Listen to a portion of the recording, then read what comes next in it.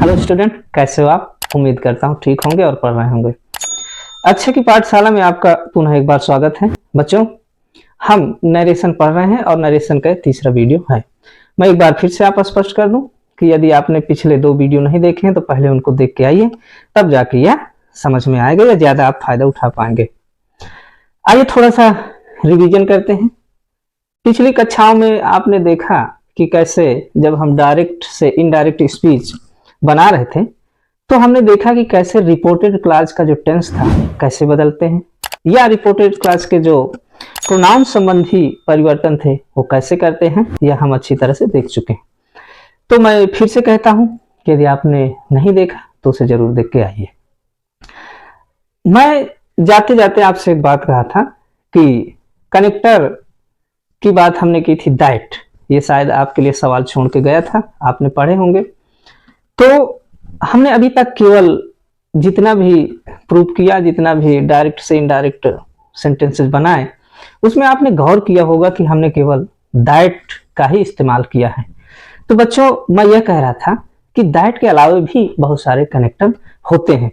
मसलन जैसे आपका इफ हो सकता है, आपका WH वर्ड हो सकता है, स्टैम्प, आपका टू हो सकता है, वेदर हो सकता है, इस तरह से कई और। तो हमारी आज की कक्षा जो कंटिन्यू होगी सारा इसी पर आधारित होगी। तो आइए हम आज देखते हैं कितने प्रकार के कनेक्टर हो सकते हैं। तो जब हम देखेंगे कि कितने प्रकार के कनेक्टर होते हैं तो उसमें एक चीज आपको बता देना स्पष्ट समझता हूं कि हमें यह देखना होगा कि कितने प्रकार के सेंटेंसेस होते हैं, how many kinds of the sentences. तो मैं यह इसलिए कह रहा हूं कि अभी तक जो कुछ भी हमने पढ़ा या पढ़ाया उसमें रिपोर्टेड क्लास का जो सेंटेंस था वो सिंपल सेंटेंस था या असर्टिव सेंटेंस था। अब आगे हम क्या करने जा रहे हैं, अब रिपोर्टेड क्लास का जो सेंटेंस होगा वो इंट्रोगेटिव प्रकार का हो सकता है, वो इंपरेटिव प्रकार का हो सकता है, वो ऑप्टेटिव प्रकार का हो सकता है, वो एक्सक्लेमेटरी प्रकार का हो सकता है। तो इस दशा में जब ये सेंटेंसेज आएंगे तो दैट की जगह वो कौन से कनेक्टर होंगे यही जानना है। तो आप मुझे देख रहे हैं, आप ऑफलाइन क्लास में होते तो मैं आपकी तमाम समस्याएं वहीं सुलझा देता, किंतु ये ऑनलाइन है तो इसलिए यदि कोई समस्या आती है तो आप जरूर कमेंट करिए। मैं 100% कमिटमेंट करता हूं कि आपकी सारी समस्याओं का समाधान जरूर होगा। ठीक है, तो आइए हम देखते हैं कि कनेक्टर क्या हो सकते हैं और ज्यादा। तो उसके लिए मैं आपको बता दूं सेंटेंस के काइंड्स क्या होते हैं। आइए हम उसकी संक्षेप में जानकारी लेते हैं। एक बात और, मैं यह मान के चल रहा हूं कि सेंटेंस कितने प्रकार के होते हैं, टेंस क्या होते हैं, आपने पहले से पढ़ रखा है, क्योंकि ये क्रैश कोर्स है और इसमें हम बेसिक बातें कम करेंगे, एडवांस बातें ज्यादा करेंगे। तो आइए मैं आपको ग्रीन बोर्ड पर समझाता हूं कि how many kinds of the sentences. बच्चों, ये हमारा काइंड्स ऑफ सेंटेंसेस, कितने प्रकार के सेंटेंस हो सकते हैं। तो नंबर 1 होता है आपका बच्चों असर्टिव सेंटेंस। नंबर 1 पर असर्टिव सेंटेंस। अभी तक हम असर्टिव सेंटेंस की ही बात कर रहे थे, जिसके लिए हमने जो कनेक्टर यूज किया था बच्चों वो क्या था, दैट। गौर करिएगा। अब दूसरे प्रकार का जो सेंटेंस है वो आपका इंट्रोगेटिव है। क्या है? इंट्रोगेटिव सेंटेंस है, जिस पर 2 कनेक्टर यूज हो सकते हैं। एक तो स्वयं WH वर्ड्स और एक आपका इफ। तो ये 2 कनेक्टर इसमें यूज होते हैं। क्या होते हैं, मैं संक्षेप में आपको बता दूं कि WH वर्ड यानी इंट्रोगेटिव जो सेंटेंस हम बनाते हैं उसमें उसके 2 प्रकार हो जाते हैं। देखिए संक्षेप में एकदम, ऐसे सेंटेंस जो हेल्पिंग वर्ब से शुरू होते हैं, ऐसे सेंटेंस जो हेल्पिंग वर्ब से शुरू होते हैं, प्रायः इनमें क्या होता है, क्या शुरू में लगा होता है। और दूसरे प्रकार के वो होते हैं जो स्वयं WH वर्ड से प्रारंभ होते हैं। WH वर्ड यानी how, where, when, how much आदि आदि, आप समझ रहे हैं। तो इस दशा में जब हम कनेक्टर जोड़ते हैं तो स्वयं क्या होता है, WH वर्ड ही होता है। इस दशा में क्या होता है, इफ होता है। गौर करिए बच्चे, तो हमने सेंटेंसेस के दो प्रकार देख लिए हैं संक्षेप में, आप इसको अच्छी तरह से जानते होंगे। आप इसको जरा नोट डाउन कर लीजिए या स्क्रीनशॉट ले लीजिए, तब मैं फिर आगे और प्रकार बताता हूं, ठीक है।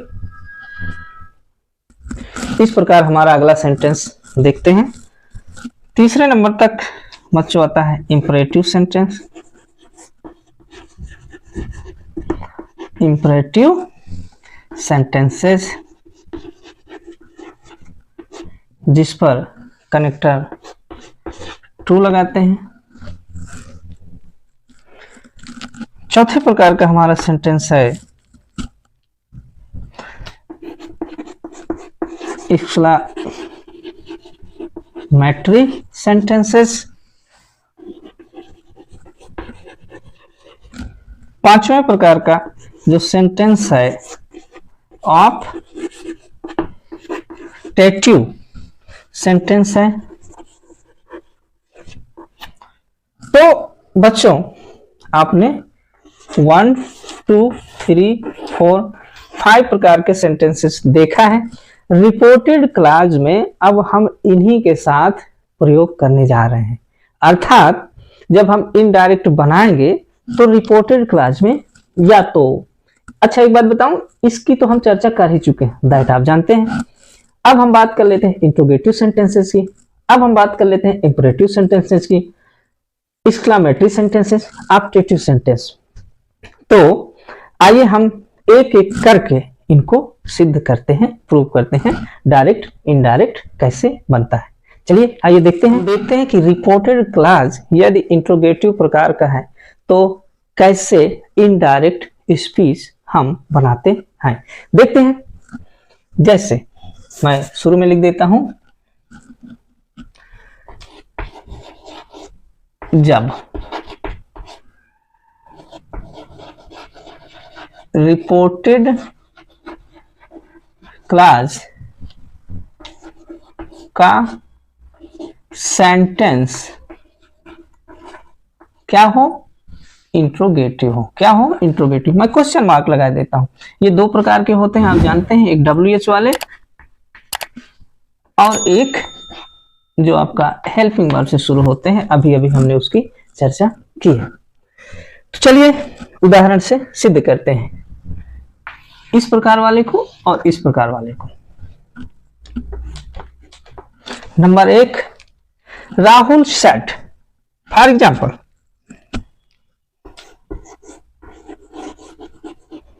Rahul said, comma, are you mad, are you mad, और ये क्वेश्चन मार्क। याद रखिएगा, question mark is very important. क्यों है, अभी मैं आपको बताता हूं। जैसे अब जब हम इसको बनाते हैं तो क्या करेंगे, ये आपका डायरेक्ट है, अब हम बनाते हैं इनडायरेक्ट। जैसे पहली बात मैं आपको बता दूं कि यदि क्वेश्चन मार्क आता है, गौर करिए मैं आपसे कह रहा हूं, यदि क्वेश्चन मार्क आता है तब रिपोर्टिंग वर्ब में कर्म आए और चाहे ना आए। याद रखिएगा, यदि क्वेश्चन मार्क है अर्थात इंट्रोगेटिव प्रकार का सेंटेंस है रिपोर्टेड क्लॉज का, तो क्या हो, यहां पर ऑब्जेक्ट आए ना आए, सेड को ऑलवेज हम उसे आस्क्ड कर देते हैं। क्या कर देते हैं, आस्क्ड कर देते हैं। फॉर एग्जाम्पल, राहुल आस्क्ड हमने क्यों किया, मैं बताया कि यदि क्वेश्चन मार्क आपको कहीं भी दिखाई दे तो सेड का आस्क्ड ही होता है। आगे हमने देखा कि यह सेंटेंस हेल्पिंग वर्ब से शुरू है, आर से, आर एक हेल्पिंग वर्ब है, तो इसलिए हेल्पिंग वर्ब से शुरू होने की दशा में मैं पहले बता चुका हूं कि कनेक्टर क्या होगा बच्चों, इफ होगा। क्या होगा? इफ होगा। इंट्रोगेटिव जब सेंटेंस होगा और हेल्पिंग वर्ब से शुरुआत होगी तो कनेक्टर इफ होगा। सबसे ज्यादा गौर करने वाली बात यहां है, अगर आपने इस बात को ध्यान दे लिया तो आपकी डायरेक्ट इनडायरेक्ट की ही नहीं तमाम समस्याएं ग्रामर की सॉल्व हो जाएंगी। वो कैसे? देखिए, यह वर्ड इंट्रोगेटिव में सेंटेंस है जरूर, लेकिन जब हम इनडायरेक्ट स्पीच करेंगे तो वो असर्टिव में बनेगा, सिंपल सेंटेंस में बनेगा। अर्थात मैं यह कहना चाहता हूं कि ये जो इंट्रोगेटिव मार्क्स है ये नीचे वाले में नहीं आएगा, बल्कि यहां पर क्या आएगा? फुल स्टॉप आएगा। तो फुल स्टॉप के लिए क्या करेंगे? आइए मैं आपको एक फॉर्मेट से सिद्ध करके दिखाता हूं। तो आइए, तो हमने इंट्रोगेटिव सेंटेंस में देखा था कि उसका फॉर्मेट क्या है। नंबर 1 पर हम लिखते हैं WH वर्ड, नंबर 2 पर हम क्या लिखते हैं? हेल्पिंग वर्ब, नंबर 3 पर क्या हम लिखते हैं? हम लिखते हैं बच्चों सब्जेक्ट, नंबर 4 पे हम क्या लिखते हैं? यदि नॉट आता है तो लिखते हैं, 5 पे क्या लिखते हैं? मेन वर्ब लिखते हैं, 6 पे क्या लिखते हैं? ऑब्जेक्ट लिखते हैं, और 7 पे अदर वर्ड लिखते हैं। कहना मैं यह चाहता हूं कि इस दशा का ये जो मार्क्स लगा है तो उसका फॉर्मेट ये है, WH वर्ड से शुरू होता है या तो हेल्पिंग वर्ब से शुरू होता है, लेकिन कहना ये है कि जब हम इनडायरेक्ट स्पीच बनाएंगे तो फॉर्मेट दूसरा होगा, अर्थात असर्टिव सेंटेंस का होगा। जैसे असर्टिव सेंटेंस का आप जानते हैं, सबसे पहले होता है बच्चों सब्जेक्ट, सब्जेक्ट नंबर 1 पर सब्जेक्ट होगा, नंबर 2 पर हेल्पिंग वर्ब होगी, नंबर 3 पर यदि नॉट आता है तो होगा, नहीं होता तो छोड़िए। 4 पर आता है आपका मेन वर्ब, 5 पर आता है आपका ऑब्जेक्ट, और 6 पे आता है आपका अदर वर्ड। गौर ये करना है कि डायरेक्ट से इनडायरेक्ट जब हम बनाते हैं इंट्रोगेटिव सेंटेंस में तो डायरेक्ट तो इसमें रहेगा, लेकिन इनडायरेक्ट का फॉर्मेट ये कभी नहीं हो सकता। इसका फॉर्मेट ऑलवेज ये होगा, इसका फॉर्मेट ऑलवेज ये होगा। अर्थात इसीलिए तो मैं कह रहा हूं कि इंट्रोगेटिव मार्क्स आपको हटा के फुल स्टॉप में लाना है। तो फुल स्टॉप लाने का क्या मतलब हुआ? यही तो हुआ कि आप उसको असर्टिव या सिंपल सेंटेंस में बनाइए। तो इसका स्क्रीनशॉट ले लीजिए पहले आप अच्छी तरह से, तब मैं इसे मिटाऊं क्योंकि जगह कम है फिर, लेकिन इसको गौर करिएगा, इसे कहीं अच्छे से नोट डाउन करिए, लिख लीजिए। मैं हट जाता हूं। तो आपने देखा कि यदि हमको क्वेश्चन मार्क हटाना है तो सबसे पहले हमको आना लिखना पड़ेगा सब्जेक्ट। अब इसमें सब्जेक्ट क्या है? तो सबसे पहले यू किधर जाएंगे? ऑब्जेक्ट के पास जाएंगे, ये लीजिए। अब आपके मन में सवाल आ रहा होगा कि यहां तो कोई ऑब्जेक्ट है ही नहीं। नो टेंशन, आप मान लीजिए, हम पहले आपको सिखा चुके हैं, आप जो भी मानेंगे वही सही होगा। आप कोई लड़का मान सकते हैं, कोई लड़की मान सकते हैं, ही मान सकते हैं, सी मान सकते हैं, जो भी मानते हैं। तो मैं यहां पे लिख देता हूं ही भी और सी भी। ये नंबर 1 पर हमने सब्जेक्ट किया। नंबर 1 पर असर्टिव सेंटेंस बनाने के लिए नंबर 1 पर क्या लिखेंगे? सब्जेक्ट लिखेंगे, और नंबर 2 पे क्या लिखेंगे? हेल्पिंग वर्ब लिखते हैं। तो देखिए सी ही के साथ टेंस चेंज होगा तो क्या हो जाएगा? वाज हो जाएगा। क्या हो जाएगा? वाज हो जाएगा। आप टेंस चेंज करना पहले से सीख चुके हैं। और क्या है? माइट। और ये गौर करिए, very important thing is that कि पहले क्या था? क्वेश्चन मार्क आया, लेकिन हमने इसे इंट्रोगेटिव में ना बना के ऑलवेज किस में बनाएंगे? असर्टिव सेंटेंस में। एक दो उदाहरण से और देखते हैं हम। जैसे ये था इफ कनेक्टर का। हमने देखा कि इंट्रोगेटिव सेंटेंस 2 प्रकार के होते हैं, एक WH वाले और एक हेल्पिंग वर्ब वाले। तो ये हेल्पिंग वर्ब वाले थे, इसीलिए इसका कनेक्टर इफ है। अब जरा हम दूसरा एक सेंटेंस लिखते हैं। Mohan said to his uncle। मान लेते हैं ये क्या कहा, can double I go to temple question mark. ये तो ध्यान रहे, इसको आप अच्छी तरह से पढ़ लीजिए पहले। अब मैं इसे बना रहा हूं। मोहन, आप इस बात को भली बात जानते हैं कि क्वेश्चन मार्क आया है तो सेट का आग हो जाता है। ये हमने कर दिया। अब ये कैन है, कैन यानी ये भी एक प्रकार की हेल्पिंग वर्ब ही है, तो क्या कनेक्टर बनेगा, पुनः इफ बनेगा। इफ क्या बनेगा, इफ बनेगा, कनेक्टर इफ बनेगा। अब इसको हमको बनाना है सिंपल में, तो सिंपल में क्या है, ये आई किनके पास जाता है, I always go to subject, हमेशा किसके पास जाएगा, सब्जेक्ट के पास जाएगा। चलिए ढूंढते हैं सब्जेक्ट, ये आ गया, मोहन है, मोहन एक लड़का है, तो मोहन को यहां पर हम लिखते हैं ही, मोहन ही कैन, पहले सब्जेक्ट लिखेंगे फिर हेल्पिंग वर्ब लिखेंगे, कैन का could, could go to temple. क्या आप इस बात को आप समझ गए हैं, ध्यान दीजिए।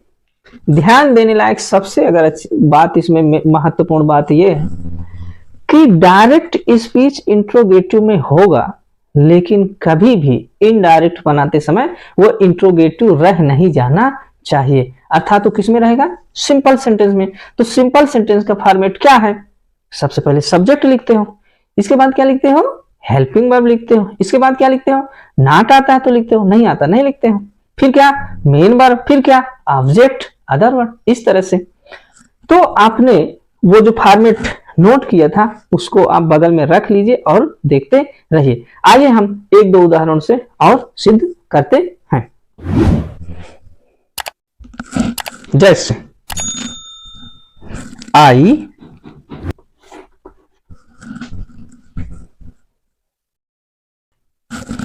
I said to my father, I said to my father। क्या कहा, I said to my father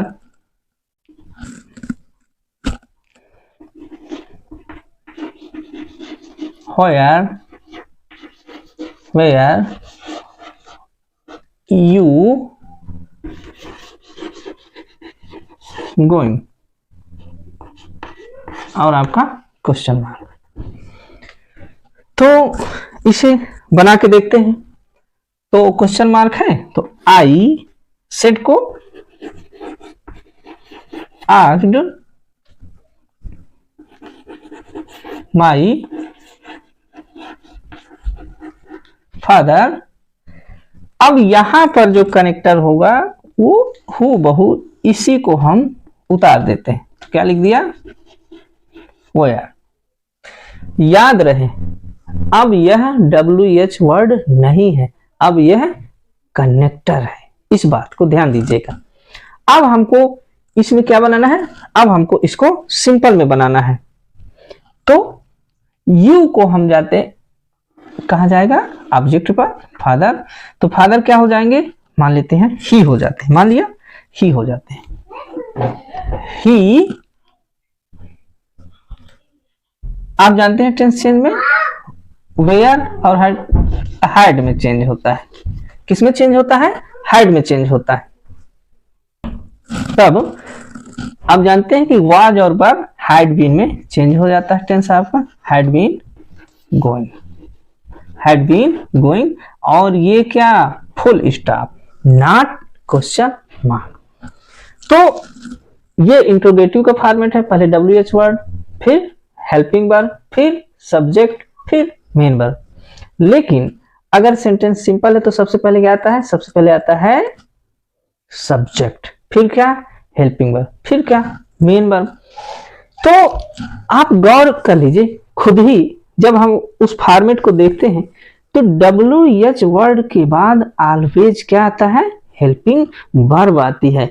लेकिन आप देखिए क्या वेयर के बाद कहीं हेल्पिंग वर्ब आई है, नहीं आई। इसका सीधा सा मतलब ये है कि ये WH वर्ड जो है अब ये प्रश्नवाचक शब्द नहीं है, अब ये क्या है, कनेक्टर है। तो हमने इंट्रोगेटिव सेंटेंस कि जब रिपोर्टेड क्लास का सेंटेंस WH वर्ड से शुरू होता है तो उसका कनेक्टर वही हो जाता है जो WH वर्ड आया हुआ होता है, और यदि हेल्पिंग वर्ब से शुरू होता है तो उसका कनेक्टर इफ होता है। आप इस बात को अच्छी प्रकार से सीख गए होंगे, उम्मीद करते हैं। यदि इसके अलावा भी मन में कोई डाउट रह जाता है तो आप कमेंट करिए, आपका जो भी समस्या होगी निश्चित रूप से समाधान किया जाएगा, ठीक है ना। आइए हम अब अगला सेंटेंस का प्रकार देखते हैं कि कैसे रिपोर्टेड क्लास का अगला सेंटेंस होगा और उसमें कौन से कनेक्टर होगा, उसका बनाने का फॉर्मेट क्या होगा। तो आइए देखते हैं अगला सेंटेंस।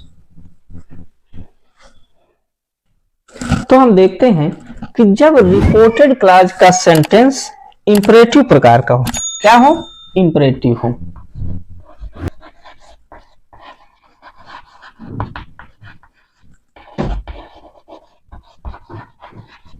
देखिए मैं संक्षेप में बात कर दूं आपसे, इंपरेटिव सेंटेंस वो होते हैं जो ऑलवेज मेन वर्ब से शुरू होते हैं। उदाहरण के लिए जैसे मैं कहता हूं sit down, go there, come here, तो आपने देखा होगा कि इन सेंटेंस में जो बिगिनिंग है वो किससे है, मेन वर्ब से। तो इनमें हमेशा क्या होता है, ऑर्डर दिया जाता है, कमांड किया जाता है, वगैरह वगैरह। तो आइए हम 2-4 एग्जांपल इसमें भी देख लेते हैं। जैसे I said to him, I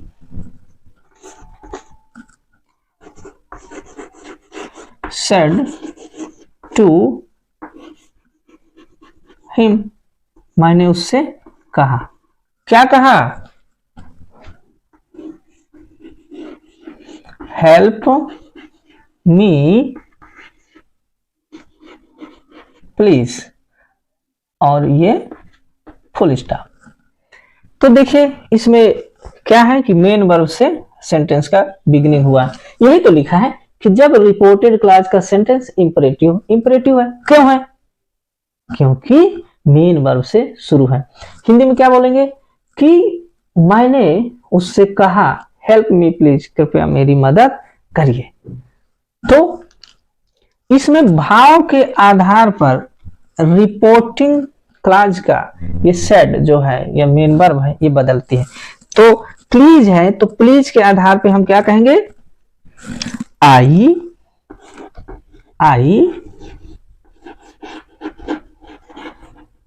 requested, I requested him, I requested him. अब जो प्लीज लगा है उसके बदौलत हमने यहाँ रिक्वेस्ट लगा दिया है, अर्थात अब प्लीज का कोई काम नहीं है। यहां पर कनेक्टर इंपरेटिव सेंटेंस में आप जानते हैं कि यहां क्या होता है, टू होता है। क्या होता है, टू,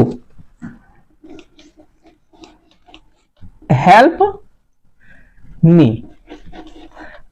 देखिए गजब की बात यह है कि मी अगर जाएगा तो सब्जेक्ट के पास जाएगा, तो आई का मी ही होता है, कोई दिक्कत नहीं। आपने यह देखा। एक एग्जांपल और देख लेते हैं, उदाहरण, the teacher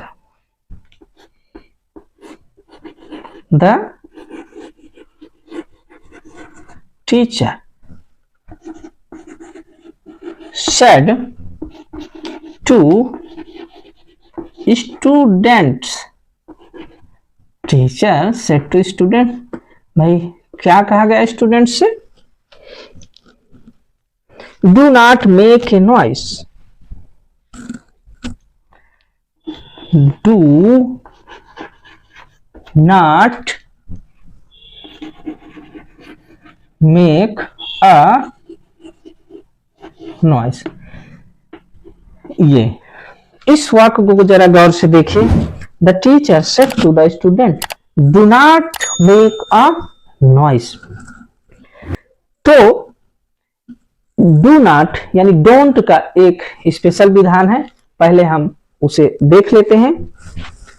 पहले इसमें टीचर जब बच्चों से कहता है तो उसका भाव आर्डर का होता है। तो यहां पर हम आवश्यकता अनुसार द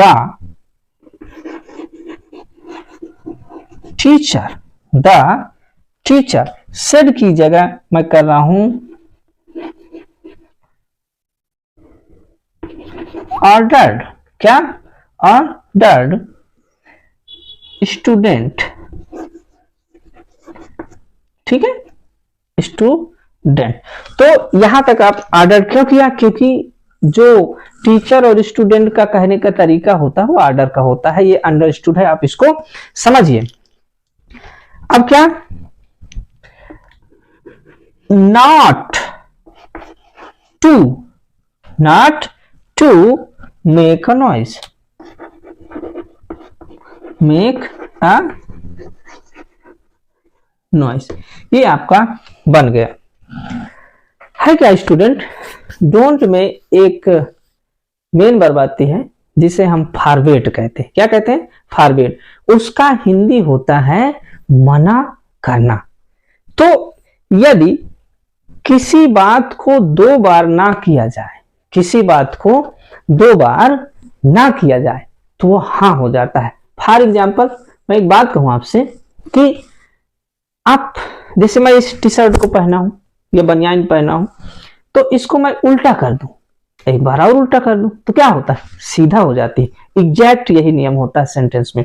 यदि दो बार किसी चीज को ना कर दिया जाए तो वो हाँ माना जाता है। एक उदाहरण, जैसे यह सवाल गलत नहीं है, तो इसमें दो ना है, एक तो नहीं और एक गलत। तो यह सवाल गलत नहीं है अर्थात क्या है? यह सवाल सही है। तो हमने सही ना कह करके उसको दो बार ना कहा कि यह सवाल गलत नहीं है। आप भली भांति समझ गए होंगे मेरी बात। मैं यहां पर यह कह रहा हूं कि देखिए यहां पर एक नॉट आया हुआ है, यहां पर एक नॉट आया हुआ नहीं। देखिए इस पर गौर करिए। अब मैं दूसरा बनाता हूं तब थोड़ा सा आपको समझ में आएगा। द टीचर, क्या आपको दिखाई दे रहा है? नहीं दिखाई दे रहा है तो मैं ऊपर बना देता हूं।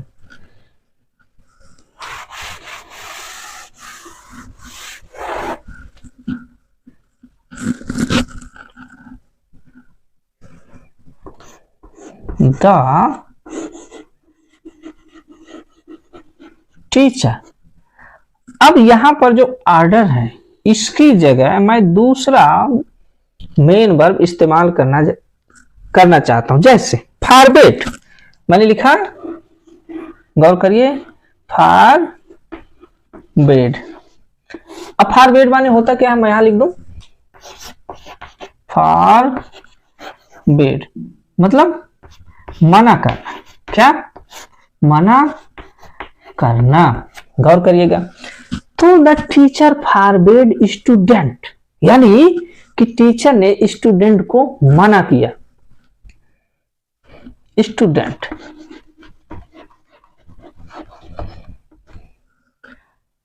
अब मैं लिखता हूं not to make a noise. आपको ये सेंटेंस दिखाई दे रहा है? हाँ दिखाई दे। The teacher order student not to make a noise. Not to make a noise, इसका हिंदी समझिए। टीचर ने छात्रों को आदेश दिया कि not to make a noise, कि शोर ना करो भाई। अब इसका थोड़ा सा अर्थ लगाइए। द टीचर फॉरवर्ड, टीचर ने मना किया स्टूडेंट को not to make a noise. अर्थात इसका अर्थ यह निकल रहा है कि टीचर कह रहा है कि आप जो है शोर करते रहिए। क्यों? क्योंकि फॉरवर्ड एक बार नॉट ये हो गया, एक बार नॉट ये हो गया। तो याद करिए मेरा उदाहरण कि यह सवाल गलत नहीं है। तो गलत नहीं है, गलत और नहीं दो वर्ड एक साथ नहीं आ सकते। तो हम क्या करेंगे? इस नॉट का यूज नहीं करेंगे। यही बताना था छात्रों, यही बताना था। देखिए क्या बताया मैंने, मैं यह बता रहा हूं कि यदि हम ऑर्डर मेन वर्ब का यूज करेंगे तो नॉट आएगा। यदि हम फॉरवर्ड मेन वर्ब का इस्तेमाल करते हैं तो कभी भी नॉट नहीं आएगा। ध्यान रखिएगा इस बात को। तो मैं समझता हूं कि इंपरेटिव सेंटेंस को आपने भली भांति समझा होगा। इसका कनेक्टर टू होता है, आप जानते ही हैं। आप अच्छे से अभ्यास करिए इसको भी। आइए हम अगला सेंटेंस देखते हैं। जब रिपोर्टेड क्लॉज का सेंटेंस एक्सक्लेमेटरी हो, हिंदी में उसे क्या कहते हैं? विस्मय बोधक। इसका ऑलवेज ऐसे मार्क्स होता है, ऐसे हम लिखते हैं। आप इस रूप में इन्हें पहचान सकते हैं। देखिए छात्रों, एक्सक्लेमेटरी वो सेंटेंस होते हैं जब ये सरप्राइज करते हैं। डायरेक्ट मैं ये कह रहा हूं कि ये हमेशा ऑलवेज सरप्राइज करते हैं। यानी ऐसी खबरें या तो अत्यधिक सुखद हैं या तो अत्यधिक दुखद हैं। आप जानते हैं कि सरप्राइज हम दो ही बातों में होते हैं। फॉर एग्जांपल, जैसे आप पीसीएस का मेंस दिए हो, इंटरव्यू दिए हो और किसी ने आपसे कहे फोन लगा के कि आप एसडीएम पद पर चयनित हो गए हैं, तो आप उछल जाते हैं। आप क्या करते हैं? उछल जाते हैं। तो आप चौंक गए। ऐसे ही भगवान न करे ऐसी कोई खबर किसी को सुनने को मिले कि एक एक्सीडेंट हुआ है, अब वो नहीं रहे, तब आप क्या करते हैं? तब भी आप शॉक्ड रह जाते हैं। कहने का मतलब ये है कि एक्सक्लेमेटरी विस्मयादि बोधक ऐसे सेंटेंसेज होते हैं जो सरप्राइज्ड करते हैं, शॉक्ड करते हैं। ऐसे ही आप इसको समझिएगा। तो आइए हम एक दो एग्जांपल से कि कैसे इनडायरेक्ट स्पीच बनाते समय कब जब रिपोर्टेड क्लॉज में इस प्रकार के सेंटेंस आते हैं तो कैसे हम उसे डील करेंगे। तो आइए, जैसे he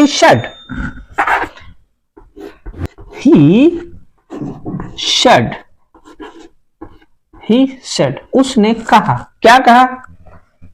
अब डबल यूनिटरी काम में जो कहा जाता है वो डबल यूनिटरी काम में होता है। Hurrah, HURRAH। देखिए हुर्रा मैं इधर लिख देता हूं, मीनिंग क्या होता है? HURRAH। आहा। क्या? आहा। आहा माने यह क्या हो सकती है? एक खुशखबरी हो सकती है। तो हुर्रा उसने कहा, ही सेड हुर्रा, यानी ऐसी कोई खबर है जिसमें हम बहुत खुश हुए। अब क्या हुए देखते हैं।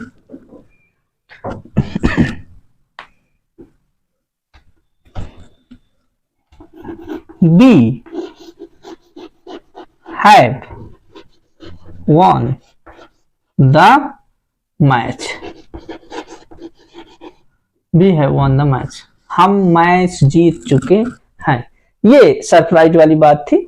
जैसे खबर मिली कि मैच जीत गए, तो जो हुर्रा होता है बच्चों, इसको हम से क्या कहते हैं? Exclaim with Joy. क्या बोलते हैं? Exclaim with Joy. जहां पर भी हुर्रा शब्द आ जाता है रिपोर्टिंग क्लॉज में तो उसे हम क्या कहते हैं? एक्सक्लेम विद जॉय में चेंज कर देते हैं। तो हम लिख रहे हैं ही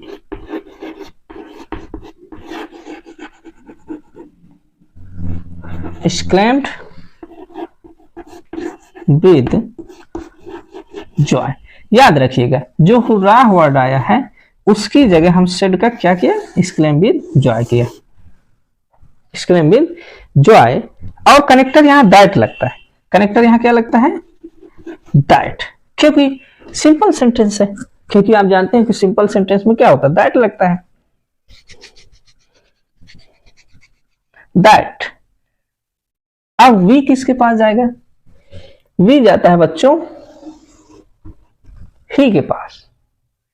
तो लेकिन क्या है कि हम मैच जीतते हैं। हम मैच जीतते हैं, कई लोग मिलकर जीतते हैं, एक आदमी तो जीतता नहीं।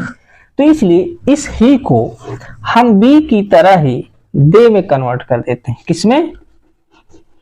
दे। कौन सा टेंस है? हैव, तो किसमें? हैड में चेंज। Won the match. आप इस बात को समझ रहे हैं। तो एक हमने एक्सप्लेनेटरी जो सेंटेंस देखा, अब एक दूसरे प्रकार का भी देख लेते हैं। शी सेड, क्या लिखा? शी सेड, क्या कहा? Alas, a double alas. देखिए मैं यहां एलास को भी लिख देता हूं, A real A S. Alas माने होता है हाय, हाय यानी आहा का उल्टा, आहा का उल्टा होता है हाय, अर्थात ये जरूर दुखद खबर हो सकती है। ये जरूर क्या हो सकती है? दुखद खबर हो सकती है। तो शी सेड एलास, उसने कहा हाय। अब क्या कहा देखते हैं। आई कैन नॉट, क्या कहा? I can not be successful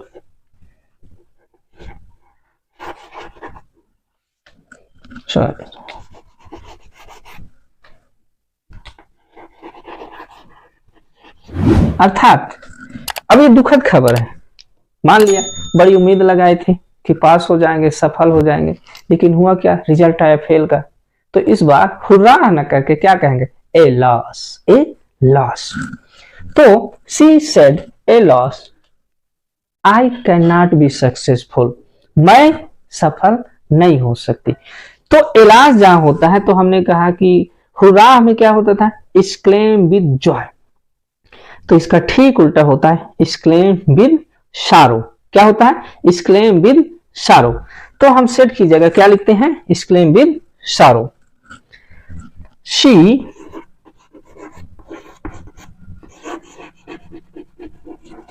exclaim with sorrow, यानी हमने एलास की जगह क्या इस्तेमाल किया? Exclaim with sorrow. इतना बड़ा। अब क्या आगे लिखा है? दैट। कनेक्टर तो आपका दैट होता है, यहां देखिए दैट, दैट। आई किसके पास जाएगा? सब्जेक्ट के पास जाएगा, तो सी पाएगा। क्या पाएगा? सी।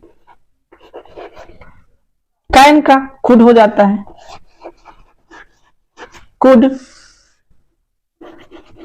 Not be successful. तो हमने देखा कि जो एक्सक्लेमेटरी सेंटेंसेज होते हैं उनमें दो प्रकार हैं। इसके अलावा परीक्षा में कुछ नहीं पूछा जाएगा। अभी 10-12 साल के पढ़ाने के अनुभव पर हमने यही पाया है, जितना हमने प्रूव किया है उसके अलावा कुछ नहीं पूछा जाएगा, ये हमारी गारंटी है। अगर कुछ पूछा भी जाता है तो आप जब 3 वीडियो मेरे देख लेंगे तो एक गारंटी है कि आपसे बच के नहीं जाएगा। चलिए अब अगले प्रकार की ओर हम देख लेते हैं। इसे आप नोट डाउन कर लीजिए या स्क्रीनशॉट ले लीजिए। चलिए अगला सेंटेंस हम देखते हैं। तो इस प्रकार हमने अभी तक 4 प्रकार के सेंटेंसेस देख चुके हैं। अब अगला हमारा जो प्रकार है कि जब रिपोर्टेड क्लॉज का सेंटेंस ऑप्टेटिव हो। क्या हो? ऑप्टेटिव हो। बच्चों ऑप्टेटिव सेंटेंस क्या होते हैं उस पर जरा गौर करिए।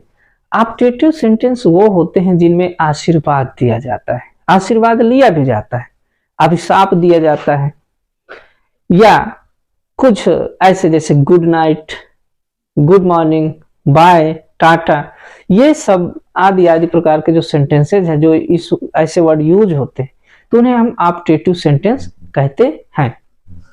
तो आइए हम देखते हैं 1-2 एग्जाम्पल से।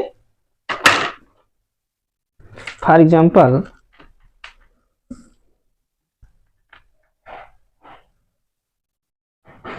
माई father said to me, my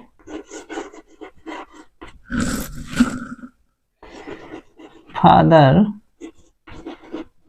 said to me, ये रिपोर्टिंग क्लॉज है। My father said to me, मेरे पिताजी ने मुझसे कहा। क्या कहा भाई, देखते हैं। May you live long, may you live long. तो my father said to me, मेरे पिताजी ने मुझसे कहा। क्या कहा, may you live long, may you live long, कि जुग जुग जियो, आप दीर्घायु हो, ऐसा उन्होंने आशीर्वाद दिया। तो ऑप्टेटिव सेंटेंस है। तब जब इस प्रकार के सेंटेंस होते हैं तो इसे एक शब्द होता है विश। विश करना आप जानते ही हैं, विश करना यानी बधाई देना, आदि आदि जो भी आप करते हैं, जैसे हैप्पी न्यू ईयर आप विश करेंगे, तो आशीर्वाद हम जब देते हैं तो उसे विश कहते हैं। चलिए, तो क्या बनेगा, माई फादर सेड की जगह हम क्या करेंगे, विश, विश्ड मी। दैट, यहां पर कनेक्टर दैट होता है, यहां पर कनेक्टर दैट होता है। और ये अब चूंकि ये हेल्पिंग वर्ब से शुरू है, आप वाक्य देखिए, जब आशीर्वाद दिया जब मे का प्रयोग नंबर 2 से होता है, अर्थात हेल्पिंग वर्ब से ही शुरू है। लेकिन हम जब बात कर चुके हैं इंट्रोगेटिव सेंटेंस बनाते समय कि कभी भी इनडायरेक्ट स्पीच जब हम बनाते हैं तो कभी भी हेल्पिंग वर्ब से शुरू ना हो और वो सिंपल सेंटेंस के फॉर्मेट में हो। तो सबसे पहले हम इसे सिंपल में जाएंगे, तो सबसे पहले हम यू का देखते हैं। यू जाएंगे मी के पास, तो ये फर्स्ट रूप है, तो इनका फर्स्ट रूप आ जाएगा आई। अब मी लगाएंगे, माइट। आप जानते हैं कि मे का माइट होता है लिव लॉन्ग, लिव लॉन्ग वही बता देना। तो आपने देखा कि ये एक प्रकार का ऑप्टेटिव सेंटेंस था। अगला एक और देख लेते हैं, थोड़ा सा स्पेशल है। For example, Hema said to Rekha, Hema said to क्या, रेखा। हेमा ने रेखा से कहा। क्या कहा, बड़ा सिंपल कहा, गुड बाय। क्या कहा, गुड गुड बाय। देखिए, याद रखिएगा, 2-4 सेंटेंस वो वर्ड है, जैसे गुड नाइट है, गुड मॉर्निंग है, गुड बाय है, ये 3-4 वर्ड आ जाते हैं तो कनेक्टर दैट नहीं लगता, उसकी जगह एक मेन वर्ब का इस्तेमाल होता है बेड, BADE। तो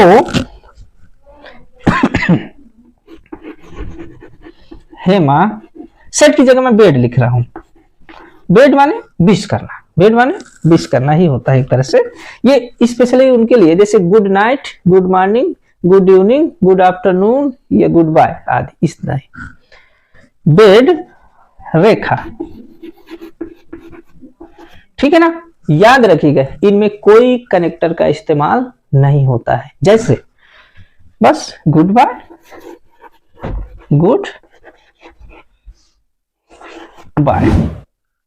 तो बच्चों, आपने देखा कि ये ऑप्टेटिव प्रकार के सेंटेंसेस थे। तो सेंटेंसेस में हमने देखा कि 5 प्रकार के सेंटेंस थे। असर्टिव सेंटेंस जिसमें कनेक्टर दैट लगा, फिर इंट्रोगेटिव सेंटेंस जो 2 प्रकार में बटे थे, एक WH से जो शुरू हुए थे और दूसरे वो जो हेल्पिंग वर्ड से शुरू हुए थे।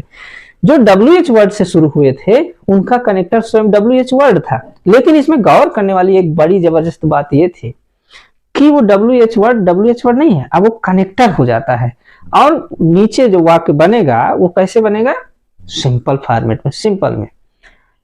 और फिर एक प्रकार और था जो हेल्पिंग वर्ब से शुरू होते हैं, उनका कनेक्टर इफ था। फिर आपने देखा इंपरेटिव सेंटेंस, उसके एग्जांपल हमने देखे जिसका कनेक्टर टू था। फिर हमने देखा एक्सक्लेमेटरी देखा, जैसे हुर्रा, एलास, हुर्रा के लिए एक्सक्लेम विद जॉय, एलास के लिए एक्सक्लेम विद सारो, उसका भी हमने प्रयोग करके देखा।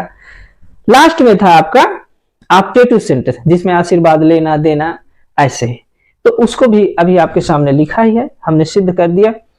इसके अलावा भी कुछ है डायरेक्ट इनडायरेक्ट स्पीच में जो अभी उसमें हाल की परीक्षाओं में सवाल पूछे गए हैं। तो आइए कुछ अब इसके अलावा जो बचता है उसे हम संक्षेप में देख लेते हैं, ठीक है ना। तो आइए इसे आप नोट डाउन कर लीजिए। तो अगली बात के रूप में हमारे सामने वेरी इंपॉर्टेंट है, परीक्षा में बहुत इससे सवाल पूछे गए हैं। लेट का प्रयोग, किसका? LET, लेट का प्रयोग कहाँ हो? जब रिपोर्टेड क्लास में लेट का प्रयोग हो तो कैसे उसे डील करेंगे, यही देखना है। फॉर एग्जाम्पल, ही सेड, क्या कहा? ही सेड, ही सेड, क्या कहा? Let us play, let us play, उसने कहा आइए खेलते हैं। देखिए लेट का जब हम प्रयोग करते हैं तो ऐसे उनका हिंदी में बताते हैं कि आइए हम खेलते हैं। लेट अस स्माइल, आइए हम हंसते हैं। लेट अस प्ले, आइए खेलते हैं। लेट अस गो, आइए चलते हैं। तो इनका भाव ऐसा है कि कोई कह रहा है, किसी से प्रस्ताव दे रहा है कि आइए हम ऐसा करते हैं।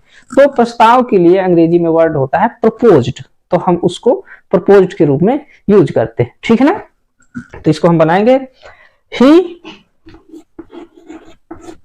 प्रपोज्ड, प्रपोज्ड भी कह सकते हैं, या इसकी जगह एक और शब्द होता है सजेस्टेड, सजेस्टेड यानी सलाह किया या प्रस्ताव रखा। कनेक्टर इसमें दैट लगता है, कनेक्टर इसमें दैट लगता है। ध्यान देने वाली सबसे ज्यादा महत्वपूर्ण यह बात है कि जहां लेट का प्रयोग होता है वहां क्या होता है? दे शुड का प्रयोग होता है। क्या है? मैं यहां अलग कलर से लिख देता हूं, they should, they should play.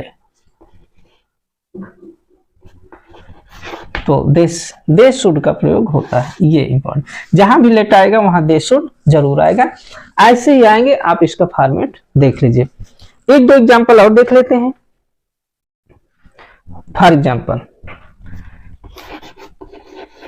Gita said to his mother, Gita ने सॉरी हर मदर, गीता ने अपने मदर से कहा, क्या कहा? लेट अस गो टेम्पल, क्या कहा? ये कामा हो गया, मैं यहां लिख देता हूं, लेट अस गो टेम्पल। तो आप जानते हैं क्या लिखेंगे यहां पे? गीता और क्या लिखेंगे? प्रपोज्ड। यहां पे क्या करेंगे? Proposed. Her mother diet, diet क्या? वही एक चीज लिखना है, दे शुड, दे जोड़ना है, they yes yes, they should go to temple. तो इसका इतना ही मामला बनता है। आप इसे अच्छी प्रकार से, ये दो जो हमने लिखा है ये इनफ है, इसके अलावा परीक्षा में कहीं नहीं जाता है। अब अंतिम देखते हैं, कुछ और बातें हैं तो आइए देख लेते हैं। इसको पहले आप नोट डाउन कर सकते हैं। तो आपने अभी लेट का प्रयोग देखा और हमने देखा कि उसमें प्रस्ताव होता है, इसमें दैट दे शुड का इस्तेमाल होता है, आपने अभ्यास से देखा। अब बच्चों डायरेक्ट इनडायरेक्ट में अब हमारी यात्रा अंतिम दौर पर है। हम देखते हैं संक्षेप में कुछ और नियम उपनियम बाकी हैं। जैसे एक चीज आती है, कुछ बातें जैसे यूनिवर्सल ट्रूथ होता है, सार्वभौमिक सत्य बातें, साइंटिफिक फैक्ट हो सकते हैं, कुछ वैज्ञानिक तथ्य हो सकते हैं, मैथमेटिकल फैक्ट हो सकते हैं, या कोई कहावत हो सकती है, या कोई हिस्टोरिकल ऐतिहासिक इवेंट घटना हो सकती है, आदि आदि। जब ये चीजें आ जाती हैं तो उसको हूबहू एग्जैक्ट वैसे ही उतार दिया जाता है। For example, the math teacher said to the student, समझ रहे हैं ना आप? The math teacher said to the student, comma फिर डबल इंटरगा, 2 and 2 मेक 4। मैथ टीचर ने बच्चों से कहा कि 2 और 2 4 होते हैं। मैं लिखे देता हूं,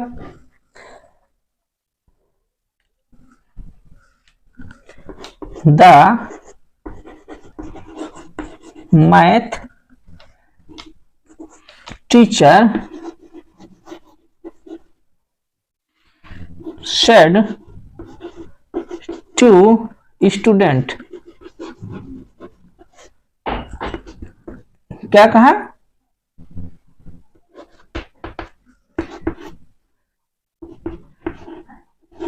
2 and 2 make 4। मान लेते हैं कि ये सेंटेंस है। तो आप जानते हैं कि ये एक मैथमेटिकल तथ्य है, तो हम इसको कैसे बनाएंगे? The math teacher told the student that, क्या जोड़ देंगे? ओनली दैट जोड़ के हूबहू इसे यूं ही नीचे उतार देंगे। एक दो फैक्ट है, जैसे साइंटिफिक मैंने बात की, एक दो बातें और हैं, देखते हैं। The teacher said, the science teacher said the sun rises in the east. The math teacher said, क्या कहा? The sun rises in the east. विज्ञान के अध्यापक ने कहा कि सूर्य पूरब में उगता है, निकलता है। तो इसको कैसे बनाएंगे? The math teacher told that, the math teacher told that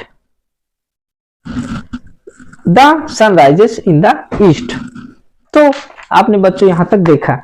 कुछ और चेंजेस हैं टाइम एंड प्लेस को लेकर के, जैसे टाइम एंड प्लेस, जैसे कुछ चेंजेस हैं। दिस को हम दैट में चेंज कर देते हैं, नाउ को हम देन में चेंज कर देते हैं, टुमारो को द नेक्स्ट डे में चेंज कर देते हैं, ऐसे ही। तो बच्चों आप इसे भली प्रकार से देख लीजिए, और डायरेक्ट इनडायरेक्ट में इसके अलावा कुछ नहीं आएगा। अब अगली क्लास में हम क्या करेंगे कि मैं आपको डायरेक्ट अवतार सीरीज हो, राजीव प्रकाशन हो, उसके बहुत सारे उदाहरण तो हमने कर लिए हैं। मैं अभी परीक्षा में दिखाऊंगा कि क्या क्या आए हैं 2017 में, 18, 19 में, 20 में, उनको हम आपके समक्ष रखेंगे। याद रखिएगा, आपकी संपूर्ण तैयारी की जिम्मेदारी मेरी। मैं पहले पढ़ाऊंगा, फिर जाके बुक से आपको अनसॉल्व कराऊंगा। पिछले वर्षों में जितने भी क्वेश्चन आए हैं उनका हल करूंगा। मैं कह चुका हूं कि ये जनवरी मंथ में हम पूरा ग्रामर कंप्लीट करेंगे, आप चिंता ना करिए। इसके उपरांत हम फरवरी में जो भी प्रोज, पोट्री, आर्टिकल है उसको हम पूरा करेंगे। तो चलते हैं, इस क्लास को यहीं खत्म करते हैं। ठीक है, नमस्कार, थैंक यू।